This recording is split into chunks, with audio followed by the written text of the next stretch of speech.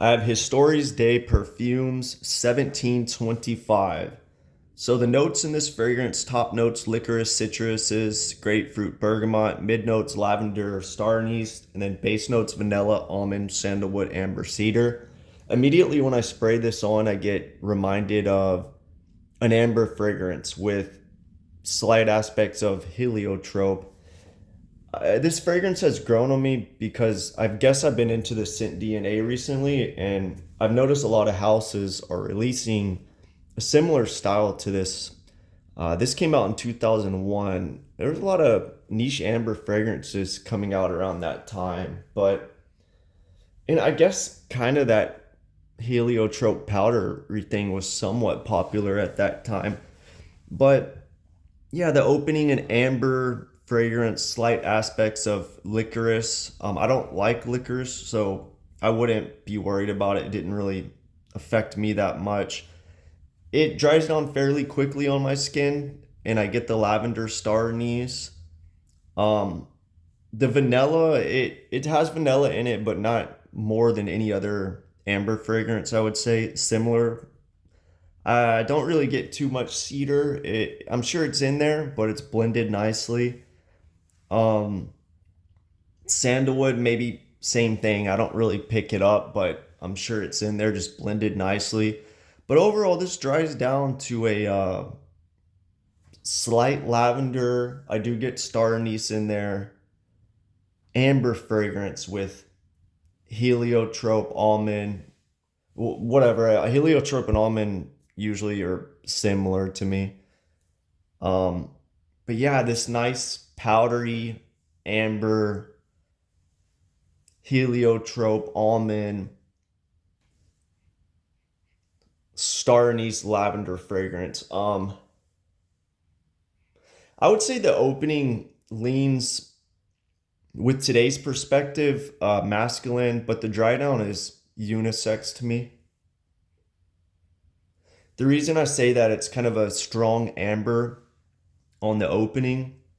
I mean, classically, maybe that's feminine. I would say it's unisex overall, but I think people would perceive it as masculine on the opening and then unisex on the dry down. I mean, the heliotropy, vanilla, powdery, amber, it can go either way, really. Powder, heliotrope, almond, those all lean feminine, but lavender, star anise, no cedar, stuff like that maybe leans masculine. I don't know who the perfumer is on this. I would be interested to find out who it is. But yeah, to me, this reminds me immediately when I thought about what this reminds me of, it reminds me most of Celine fragrances. If I had to pick one off the top of my head, I would say Dan Paris. But think of Dan Paris as like having amber in it and not that like slight gourmand vanilla. I kind of get like a baked cookie aspect from Dan Paris if you smelled that. Which Dan Paris to me smells like um Celine's Saint Germain, but Saint Germain's a little more greener. And then those both kind of remind me, maybe Saint Germain more so, of Frederick Mall's Lou de Hiver. In my opinion, I would say Frederick Mall's Lou de Hiver is my favorite of the bunch. That's the one I own. I don't really feel the need to get other ones. I'd also put Guerlain's Queer Beluga in this too a little bit. I don't see people comparing these fragrances to Queer Beluga. In a way, I kind of get something similar to that. These powdery ambers they all smell similar. It's like almost its own genre now. But yeah, I Frederick Mall's Luda Hiver, the write up is it's like melting snow going from winter to spring, and I kind of get that. It's just so cozy and comforting. Whereas this fragrance, the lavender star anise, kind of give it this different feel. Um, I would say this would be more winter appropriate.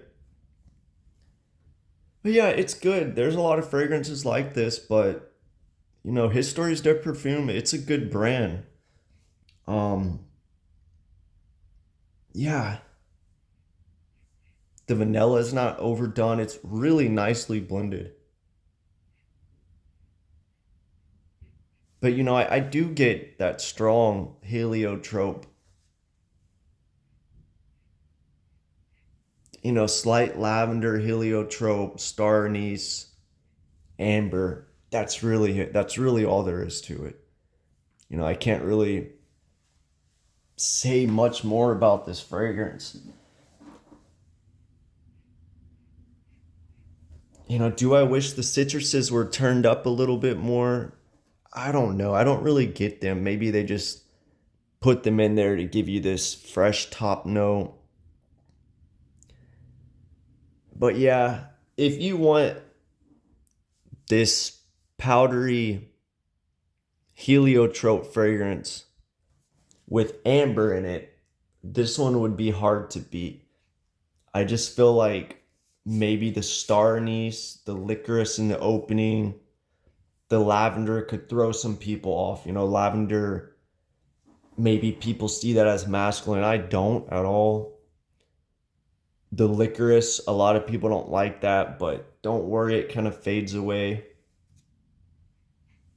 The star anise, I feel like people even like it or don't like it. You know, it's in Versace Mano Fresh, and it works well in that. I don't know many more fragrances with star anise in it. But yeah, if you like this, I would try out Frederick Mall's Luda Hiver.